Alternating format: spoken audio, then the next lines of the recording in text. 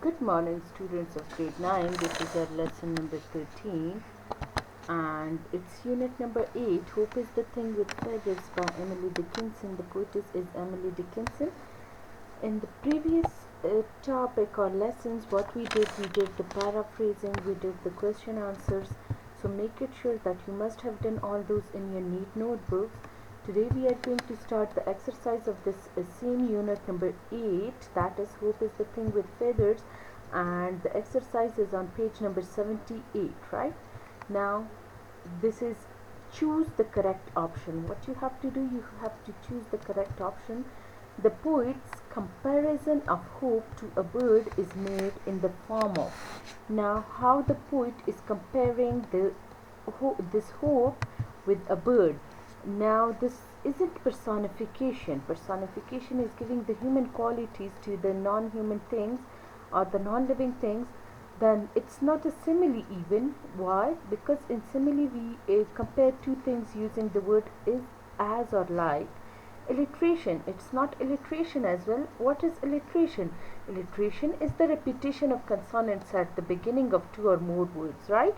It's a metaphor. Why? Because the poet is directly comparing hope with a bird, right? Now second one is the poet uses the words gale and storm as metaphor. What do these words represent?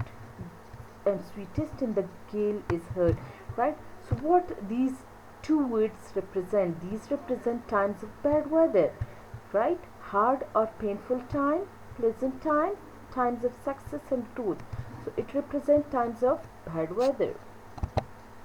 Third one, hope is helpful in times of pain, sorrow and difficulty. Which of the following lines from the poem best support this statement?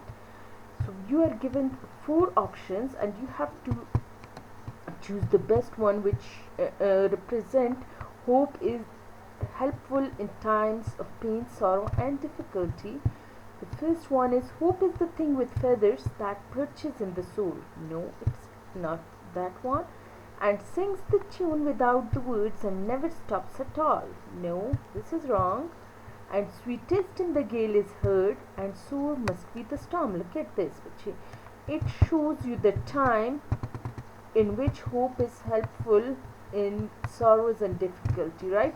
And sweetest in the gale is heard, and so must be the storm. Yet never in extremity it asked a crumb of knee. No, it's not that one. Now the poet says that and sings the tune without the words. Why the bird of hope sings in a tune that has no words? To emphasize that hope does not need to be put into words to be felt. Yes, this is correct one.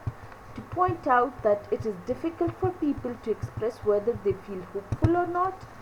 To suggest that people are unable to understand the feeling of hope, or to indicate that people who are always hopeful are also forgetful. The first one is the correct option, right? The fifth one, read the following lines of the poem, and that is, and sore must be the storm that could abash the little bird that kept so many worms. What does the word abash means in the above lines?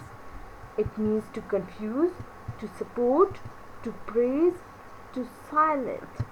So the correct option is to confuse, right? Now it's your homework time, and what your homework is, you have to write the lines, but you have to write it in rough notebooks, right? Write the lines which shows imagery in this poem, imagery which makes an image in your mind. You have to write those lines, and then you have to discuss which kind of picture it shows, right? Thank you so much.